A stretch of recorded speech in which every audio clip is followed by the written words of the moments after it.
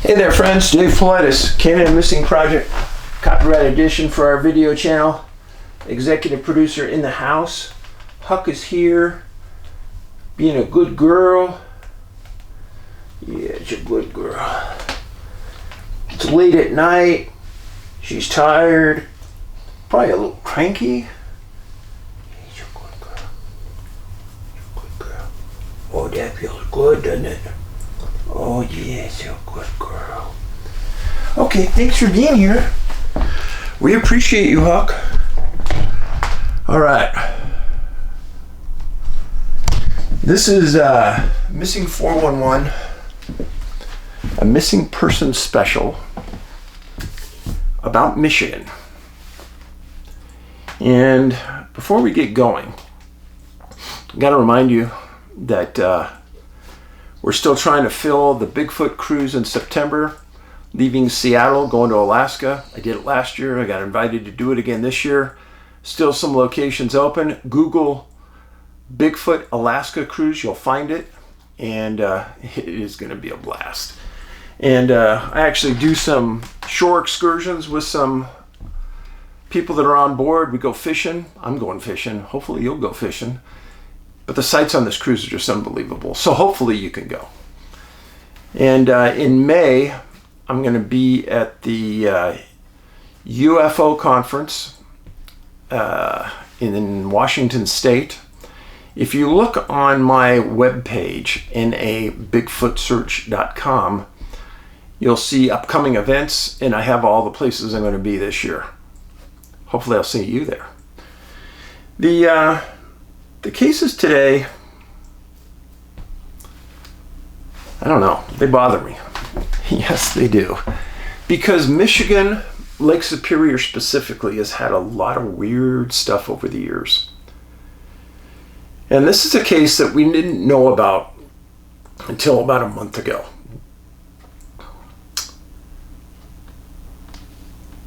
Before I go any further on this, I was on Coast to Coast AM the other day.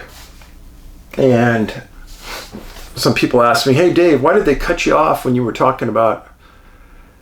I said holy bah, and I said a word that I guess you can't say on the radio. And what it was about was in Missing 411, the UFO connection, when the person who claimed alien abduction said that they dropped him on the side of the hill and rolled down. And when I heard that, I said, "Holy cow." I didn't say cow, I said another word, because it was such a shock to hear that from somebody, because so many people have been dropped and hurt and fell, and that was an epiphany moment for me on this entire research. So that's why I got cut off. But I got a lot of positive comments from you guys about it. I appreciate that very much. Sales of Missing 411 Washington, our newest book, are going great. So thank you. Now this incident, the Michigan incident. I'm sorry, I keep getting interrupted. A lovely family, and I won't say the name, sent me this card. Look at this. It's of a bald eagle. That's awesome. It's a Canadian family. It's one of the nicest cards I've ever got as far as just pure beauty.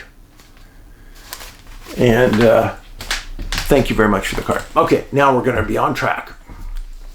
So it's about a missing seaplane. And now you're going to go, well, you know, Dave, hold your taters. The seaplane went missing July 11th, 1952 at 4 p.m. And it was flying from Royale National Park in the middle of Lake Superior to Houghton, Michigan. Don Turco was the pilot. He was 30 years old. He'd flown this route dozens and dozens of times. It was about a 45-minute scheduled flight over 60 miles of water. Now, they're flying a seaplane for a multitude of reasons. If you have an emergency, you can put down on water. The lake that day when he left was described as extremely calm. The area around Isle Royale was foggy. And he was carrying a family of 3. Older people. Clara Powell, She was 54 years old, from Flat Rock, Michigan. Her brother, John Nordman, 44 years old, a farmer from Ann Arbor. And their sister, Lillian Seitz, 61 years old, from Ypsilanti, Michigan. Now, they're all brothers and sisters vacationing in northern Michigan. I looked up their last name, and presumably it's all Nordman. Ladies got married, changed their name. And according to Heritage, Nordman can be a German last name, but it can also be Norwegian, so it's hard to tell. The family had a long scheduled vacation. They decided to go to northern Michigan to discover Isle Royale. And before we go much further, how many people out there have been to Isle Royale National Park? After I did the research on it, it's on my bucket list. It's in the middle of Lake Michigan. It's established in 1940 by President Hoover. And it closes, it's one of the few national parks that completely closes from November 1st to April 15th. Now, during its time, it can only be accessed by seaplane, private boat, or ferry. It's been quoted to be about 132,000 acres, and it was designated a wilderness on October 20th, 1976. The islands claim to have 19 mammals that include wolf, moose, and fox. They had 25,000 visitors in 2021. There's 450 islands around the main island, and you can get a special backcountry permit to go deep into the backcountry there, and it is gorgeous. Now, I gotta warn you, I read some hiking forums, and they said that the mosquitoes and the black flies in the backcountry are horrible. So bring your mosquito repellent. It'll be bad. Now, I looked up Isle Royale on some forums, and I looked at a satellite image. Ugh, beautiful. And you can also kayak around the islands, which is something I think would be really cool to do. So the family gets in Don Turco's seaplane, and they take off from Isle Royale en route to Houghton. Now, the plane had pontoons. You got to remember this. Could land on water. Turco landed on water hundreds of times. Lake Superior was calm, but foggy around the area. At 4 p.m., the plane didn't arrive in Houghton. And when it didn't arrive, they called Isle Royale. They confirmed it took off. They confirmed that he knew where he was going. And they called the U.S. Coast Guard. And they tried to raise Turco on the radio dozens of times. Nothing. And there was no emergency transmission from him that he had problems. Now, the Coast Guard also put out a broadcast to all ships in the area to search the area between Isle Royale and Houghton.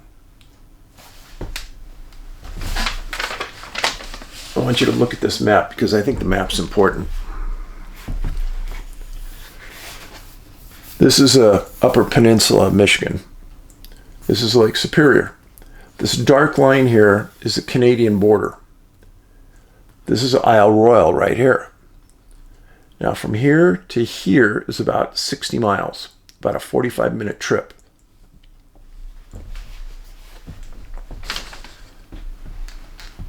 So the Coast Guard gets out an 83-foot cutter, sends it into the area, and has a Coast Guard helicopter and plane dispatched to search.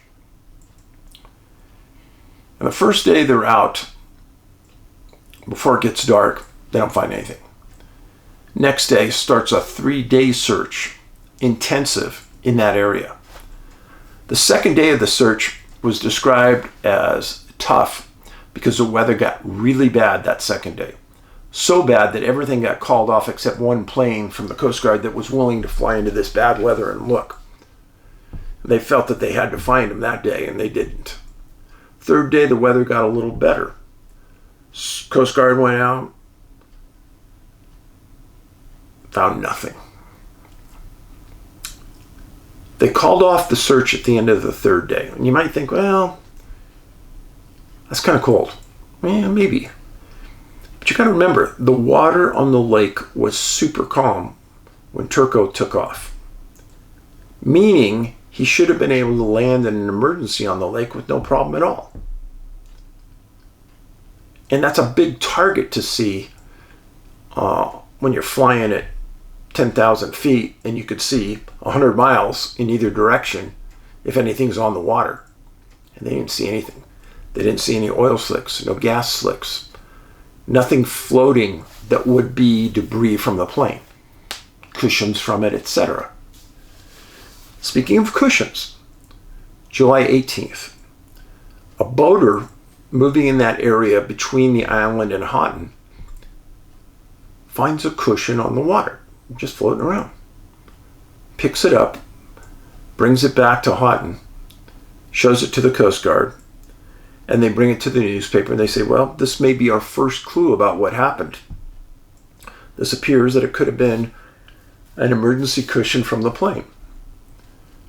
Turns out that 2 days later, a woman and her husband come forward and say, hey, we lost that when we were boating in that area a week ago. Not from the plane. So that kind of shut down the searching. And I searched forward for 25 years. Plane never was found. I find that highly incredible because it was a seaplane. This man had flown this route hundreds of times. I don't believe it. But when I was looking at the location, immediately I went to a disappearance that just blew my socks off. This other orange line involves an F-89 Air Force plane that took off with 2 pilots aboard and flew into the middle of Lake Superior. I've talked about this before, but just to let you know, the distance from where this plane, this F-89 disappeared, and where the seaplane disappeared, 70 miles, maybe. And I'll try to remember to link the lengthy segment I did about this Air Force plane. But it was an F-89 Scorpion from Kinchlow Field. And at about 6 p.m., the Defense Air Command in Sault Ste. Marie, Canada, was tracking an unusual target over Sioux Locks going northwest over Lake Superior. And pilot Felix Moncla and co-pilot Robert Wilson, who were piloting the F-89, they were on the ground at Kinchlow. And they were dispatched by the Air Force, scrambled to go figure out what this UFO was. It's a very famous story. And they converged on it in the middle of Lake Superior. And the people in Sault Ste. Marie said that they could see the targets converging. Jet was coming on it. The UFO was flying along. And they said that they converged and got on top of each other. Both of them disappeared. Yeah. Now, it was horrible weather, snowing at that time, but F-89 can fly in anything. They scrambled a huge search for 4 days.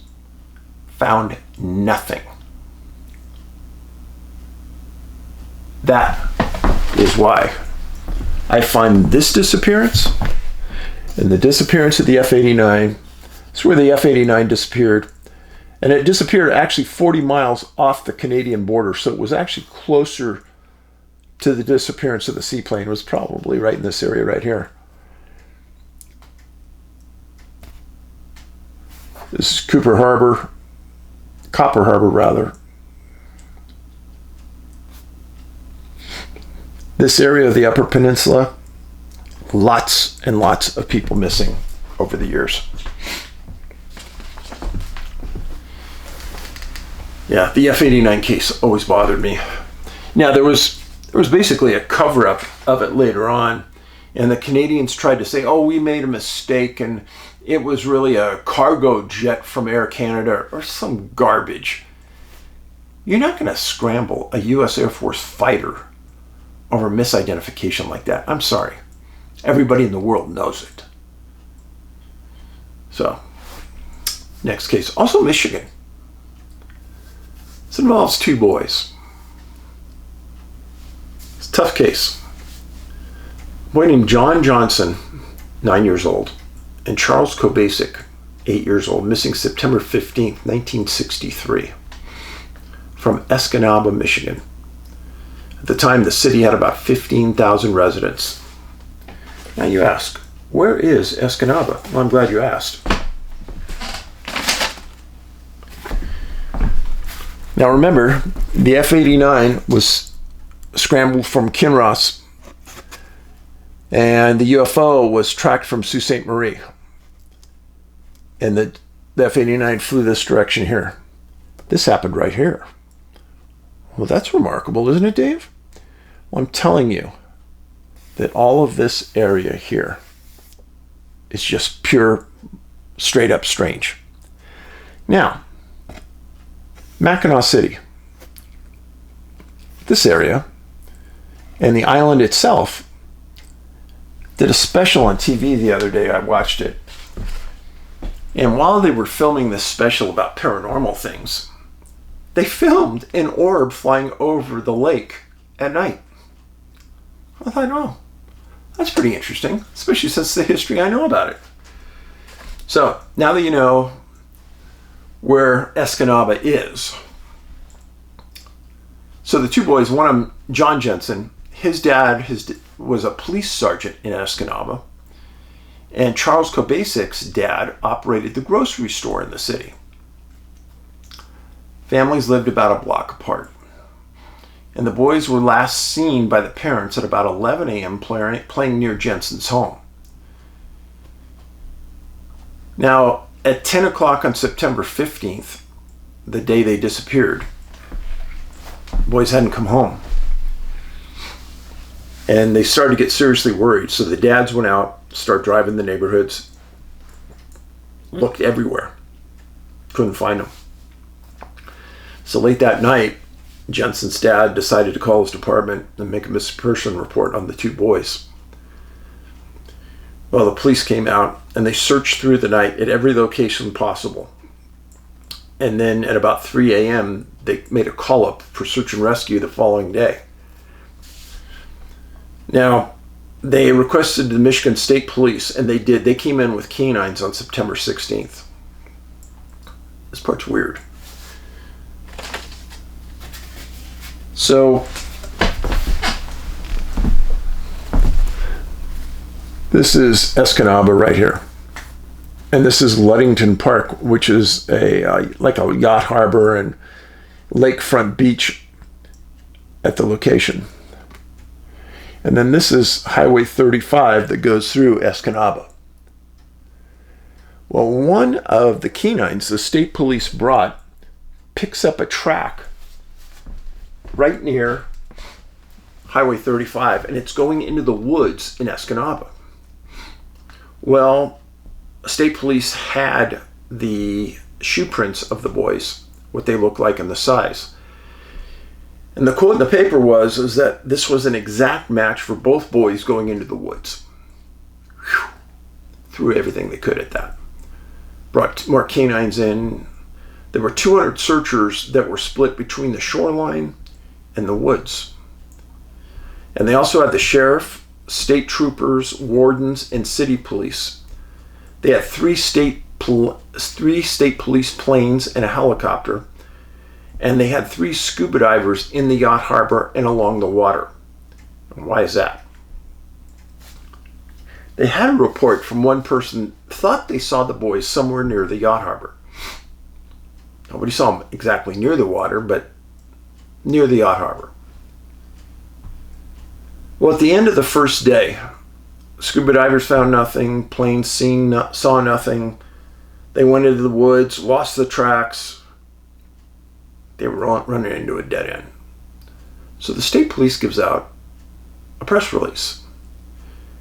And they stated that foul play may be involved. because this is the only alternative. That's what they said. After one day. And no leads. And I've told you this before, that police tend to jump to a rational thought in order to wipe their hands of it. Well, if it's foul play, then the boys aren't in the city, we don't have to look too hard, blah, blah, blah. And because they don't want to look ineffective because they're not finding anything. Well, September 17th, businesses and factories in the city completely closed. And the state police had rounded up 4 different 500-man teams. And they broke the city into grids. And they had leaders for each one. This was a great idea. And both high schools in the city closed early so the students could search as well. And they continued having divers in the yacht harbor and along the coast searching Lake Superior. Yeah, Lake Superior, the same lake where the other things have disappeared. Well, what's going on? I'm sorry, they weren't searching Lake Superior, they were searching Little Bay Nanak,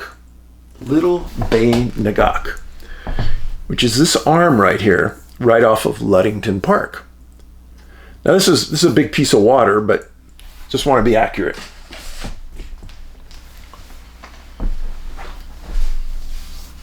September 18th, the next day, new canines arrived from the Dickinson County Sheriff's Office. And one canine was given John Jensen's scent from his house. And the canine took off at a slow trot directly from the home to the yacht harbor. Well, the yacht harbor now had been searched for 3 days. Nothing. They were still searching. September 19th, they decided to do a building by building and backyard search of the city and keep the divers in the water at the yacht harbor. And they had helicopters searching that area of the water. This is important. When you're up in a helicopter and you're flying along a coast there, the water's real clear. If there's a body near the coast, you'll see it. If there's a body floating, you'll see it. That's what they were looking for. So September 19th, the third full day of the search, they had nothing. They had no idea where the boys really were. They were getting frustrated. They were asking the public for help. Businesses were staying closed. They had close to 2,500 people in that city, and they had people searching areas for a second and a third time, including the divers that were researching areas in the water that they had already searched before. September 20th, same thing, they don't find anything. Except at 11 p.m.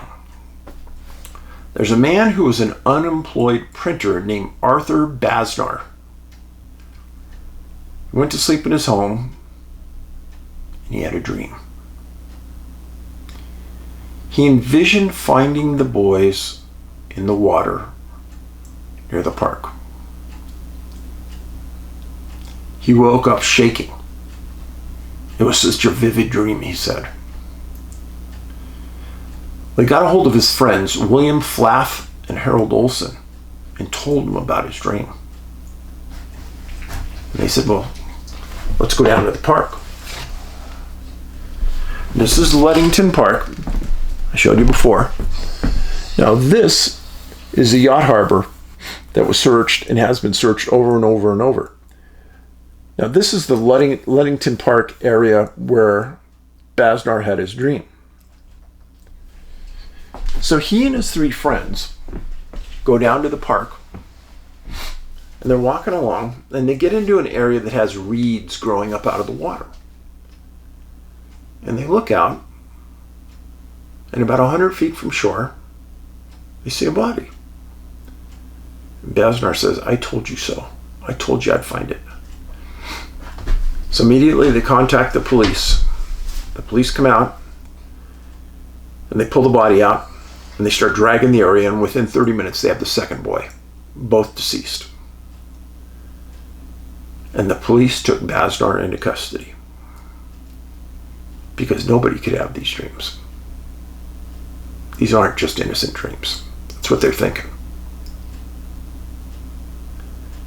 And what really confused everybody, and then one of the reasons they took Basnar into custody, is when Mr. and Mrs. Jensen and Kobasic were interviewed by the police about the possibility of their boys being in the water, they totally and 100% discounted it because they said that their boys would never get near water because they were deathly afraid of it. Remember that quote.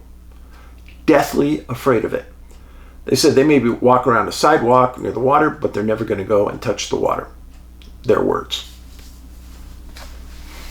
Well, the bodies went to the coroner's office. And the coroners didn't find any bruises, no injuries, no obvious cause of death. But upon further review, the ruling by the coroner was freshwater drowning.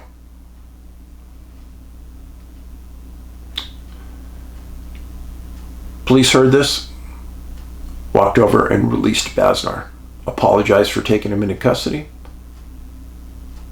and let him go. Several things about this case. We've talked about dreams before. This is the second case now in Michigan where somebody had a dream and found a body. I've never told you about this case before. This is new. But what about the tracks going into the woods that the state police found? Two different boys' tracks that were exact matches for John and Charles. What about that? Yeah, exactly. Now, the person who saw one of the boys near the yacht, the boys weren't close, but they thought that they saw one near there. But that's quite a bit different.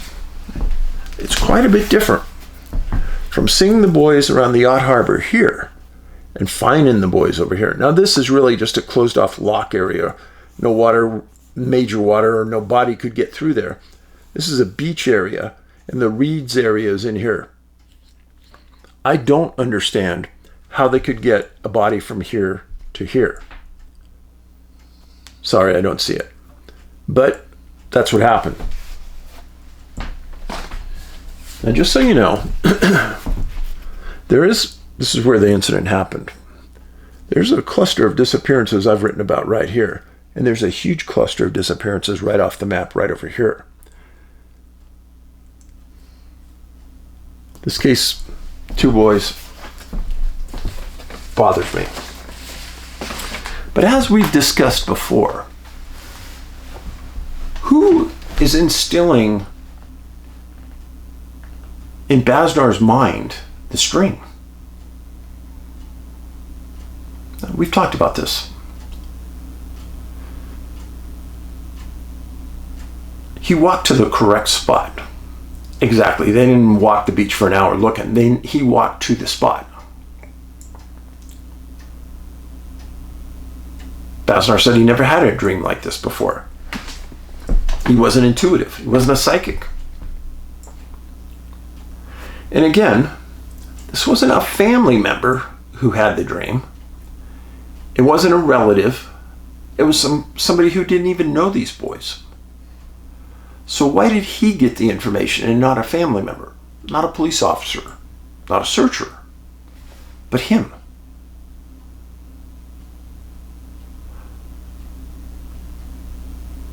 This dream thing, I've thought about it a lot. And